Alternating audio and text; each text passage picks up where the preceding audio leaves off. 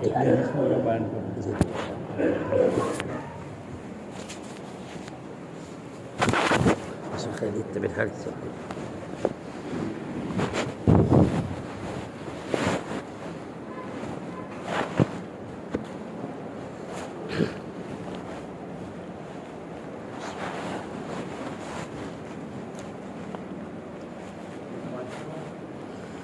اللہ الرحمن الرحیم الحمد للہ وحدہ والصلاة والسلام علی من لا نبی بعدہ اما بعد قال اللہ تبارک و تعالی اعوذ باللہ من الشیطان الرجیم بسم اللہ الرحمن الرحیم ان اللہ عنده علم الساعة وقال النبی صلی اللہ علیہ وسلم لا تقوم الساعة حتى يقال في الارض اللہ اللہ او کما قال صلی اللہ علیہ وسلم۔ معزز مکرم محترم واجب الاحترام قابل قدر ذی وقار واجب التکریم علماء کرام، بزرگان دین، معزز بھائیوں، دوستوں، عزیزوں، بزرگوں، حضرات صحابہ کرام میں حضرت حذیفہ بن اسید غفاری رضی اللہ تعالی عنہ فرماتے ہیں کہ نبی کریم صلی اللہ علیہ وسلم ہمارے درمیان میں تشریف لائے۔ ہم صحابہ کرام بیٹھے ہوئے تھے اور قیامت کے متعلق آپس میں مذاکرہ کر رہے تھے۔ نبی اکرم صلی اللہ تعالیٰ علیہ وسلم کے آنے کے بعد حضرت حذیفہ سے پوچھا کہ حذیفہ آپ کیا بات کر رہے تھے اور کس چیز کے متعلق آپ کی گفتگو ہو رہی تھی؟ حضرت حذیفہ فرماتے ہیں یا رسول اللہ صلی اللہ علیہ وسلم قیامت کے متعلق ہم باتیں کر رہے تھے۔ نبی کریم صلی اللہ علیہ وسلم نے ارشاد فرمایا کہ حذیفہ جب تک 10 علامات تم دیکھ نہ لو وہاں تک قیامت نہیں آئے گی۔ ائمہ اربعہ میں امام مالک رحمۃ اللہ علیہ حضرت کو لقب ملا تھا امام دار الحجرت کا، فن فقہ کے بہت بڑے امام۔ آج بھی سعودی کے اندر امام مالک رحمۃ اللہ علیہ کے مسلک کے فالو کرنے والے لاکھوں کی تعداد میں ملیں گے۔ اللہ تعالیٰ نے بڑی اونچی شان عطا فرمائی تھی اور تقوی طہارت کی بنیاد پر اللہ پاک نے فن فقہ میں امام مالک رحمۃ اللہ علیہ کو بام عروج پر پہنچایا تھا۔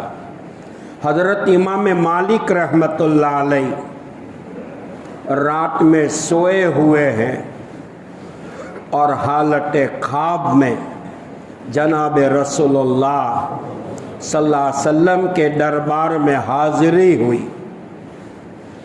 یاد رکھو ایک مسئلہ ہے، نبی کا خواب وہی ہوتا ہے، غیر نبی کا خواب وہی نہیں ہوتا، حجت شرعیہ ہوا کرتا ہے۔ فضائل کے باب میں خواب کے بارے میں علماء مفسرین فرماتے ہیں اچھا خواب ہو تو ڈکلیئر کرنا چاہیے، خراب خواب ہو تو اللہ سے پناہ مانگتے ہوئے اس خواب کا تذکرہ عوام کے سامنے نہیں کرنا چاہیے۔ جیسا کہ نبی اکرم صلی اللہ علیہ وسلم نے میدان احد میں جو خواب دیکھا تھا کہ 70 گائے ذبح ہو چکی اور میری تلوار ذوالفقار ٹوٹ گئی۔ تفسیر کشاف میں ہے خواب کی تعبیر اللہ کے حبیب صلی اللہ علیہ وسلم نے یہ دی کہ 70 گایوں کا ذبح ہونا میدان احد میں 70 صحابہ شہید ہو چکے تھے، اور ذوالفقار تلوار کا ٹوٹ جانا ام محترم امیر حمزہ رضی اللہ تعالیٰ عنہ کی شہادت کی طرف اشارہ تھا۔ بہرحال امام مالک رحمۃ اللہ علیہ نے خواب دیکھا، اللہ کے حبیب صلی اللہ علیہ وسلم سے پوچھ لیا، یا رسول اللہ صلی اللہ علیہ وسلم قیامت کب آئے گی؟ اللہ کے حبیب امام مالک رحمۃ اللہ علیہ نے حالت خواب میں رسول اللہ صلی اللہ علیہ وسلم سے پوچھا، یا رسول اللہ میری زندگی کے ایام کتنے باقی ہیں؟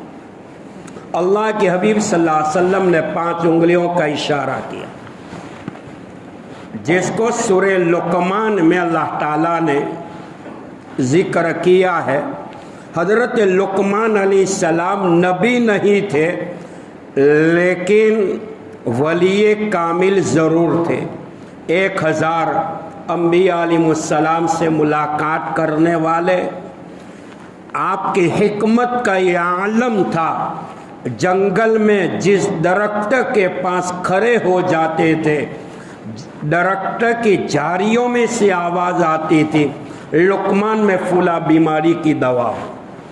اللہ تعالیٰ نے وہ فراست عطا فرمائی تھی۔ تو امام مالک رحمۃ اللہ علیہ نے پوچھا، یا رسول اللہ صلی اللہ علیہ وسلم میری زندگی کے ایام کتنے باقی ہیں؟ اللہ کے حبیب علیہ السلام نے اپنے دست مبارک سے 5 انگلیوں کی طرف اشارہ کیا، جس کا تذکرہ قرآن کریم کے سورہ لقمان میں ہے۔ پہلے نمبر پر ان اللہ عندہ علم الساعہ، قیامت کب آئے گی، کس طرح آئے گی، ان کا صحیح علم، حقیقی علم رب کائنات کے پاس۔ لیکن اللہ کے حبیب صلی اللہ علیہ وسلم نے علامت قیامت کے متعلق احادیث متواترہ سے جو باتیں ملتی ہے کہ قیامت سے پہلے کچھ علامات وہ ہے کہ جن کو دیکھ کر انسان جان لیتا ہے، بھانپ لیتا ہے کہ قیامت قریب ہے۔ جیسا کہ امانت میں خیانت ہوگی، اور حدیث میں بھی آتا ہے لا ایمان لمن لا امانۃ لہ، اس آدمی کا ایمان نہیں جس میں امانت نہیں، وعدہ خلافی کریں گے۔ حدیث میں آتا ہے لا ایمان لمن لا عہد لہ، اس آدمی کا ایمان نہیں جو عہد کا پابند نہ ہو۔ روایتوں میں آتا ہے کہ امانت میں خیانت ہوگی، اولاد ماں باپ کی نافرمان ہوگی۔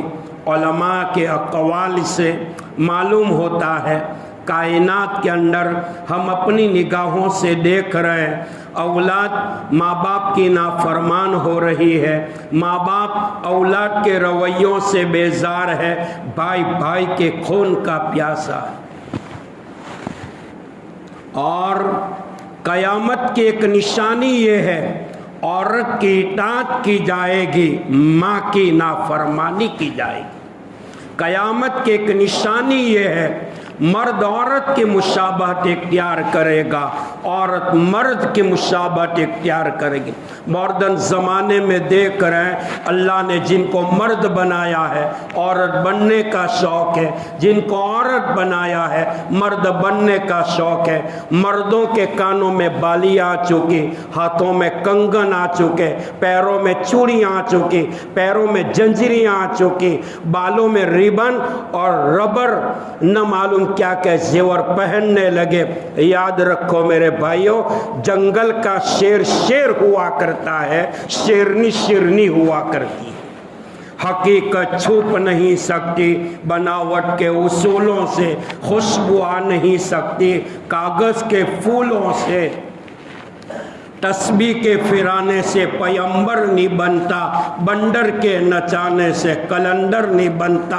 हदीस पाक में आका ने फरमाया, दुनिया में रहते हुए मेरा वो उम्मती मर्द अगर औरत की मुशाबहत इख्तियार करेगा, औरत मर्द की मुशाबहत इख्तियार करेगी। खुदा पाक की कसम सही हदीस में है, आपने फरमाया वो मेरा उम्मती क़यामत के मैदान में मेरी शफा से महरूम रहेगा। क़यामत की निशानी लवातत आम हो जाएगी। मर्द से अपनी शहवत पूरी करेगा, तलाक आम हो जाएगी। कुरान को उठा लिया जाएगा, कुरान के नुक़ूस को उठा लिया जाएगा। बैतुल्लाह की बेहुरमती होगी। अल्लाह सारी दुनिया के ढांचे को दरहम बरहम करके रख देगा।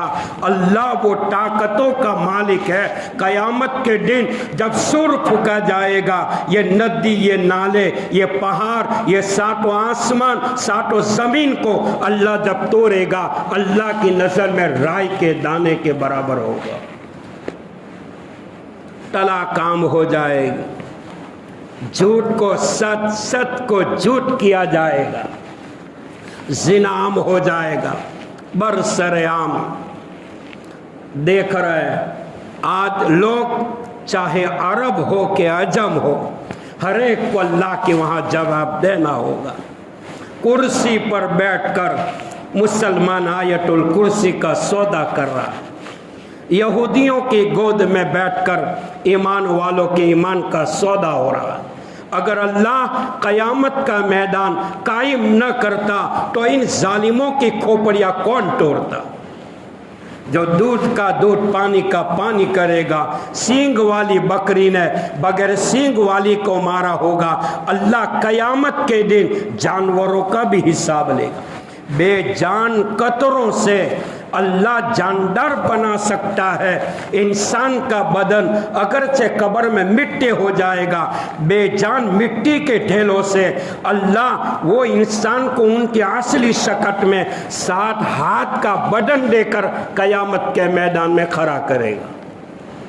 बहरहाल तो क़यामत से पहले 10 अलामात जो बताई गई, पहले नंबर पर दुखान है। कुरान करीम का 25वां पारा सूरह दुखान।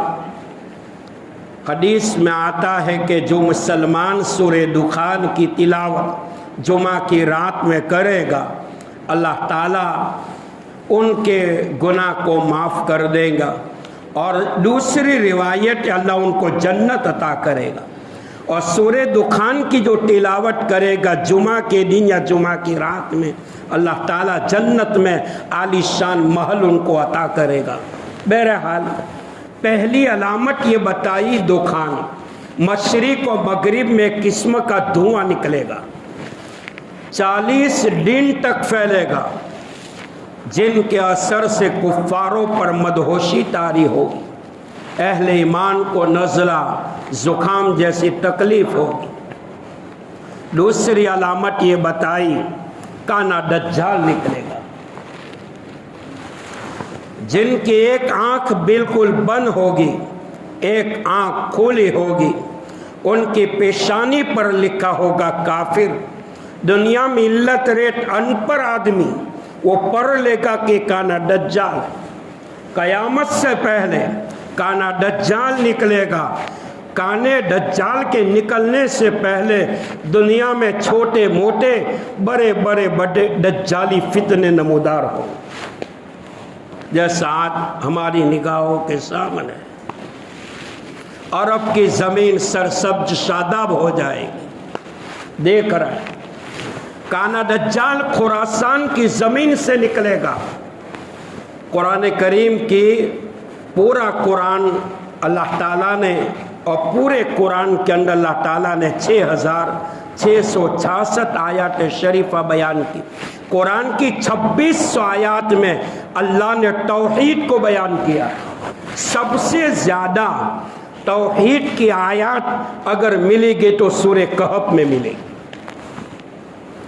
जिंदगी गुजरेगी तौहीद पर, मौत आएगी तौहीद पर। मरहूम अली मियां नदवी साहब रहमतुल्लाह अलैह آپ نے نام سنا ہوگا۔ حضرت جامع مسجد میں بیٹھے ہوئے تھے، جمعہ کا دن تھا، سورہ کہف کی تلاوت کر رہے تھے، اور جو مسلمان سورہ کہف کی تلاوت کرے گا جمعہ کے دن، اللہ ہفتے کے گناہ کو معاف کر دے۔ قیامت کے دن نور اٹھے گا ان کے قدموں سے لے کر آسمان تک۔ سورہ کہف کی تلاوت کرنے والا اللہ ان کو چھوٹے موٹے فتنوں سے بچائے گا۔ سورہ کہف میں اللہ نے توحید کو بیان کیا ہے زیادہ تر۔ یاد رکھو میرے بھائیوں، جس میں جس کا دھیان ہوگا اسی میں اس کی موت ہوگی۔ ایک مسلمان کو قرآن سے محبت ہے، قرآن کی تلاوت پر موت آئے گی۔ نمازوں سے محبت ہے، نماز میں موت آئے گی۔ ایک انسان کو شراب سے محبت ہے، شراب کے اڈوں پر موت آئے گی۔ جس میں جس کا دھیان اسی میں اس کی موت واقع ہو۔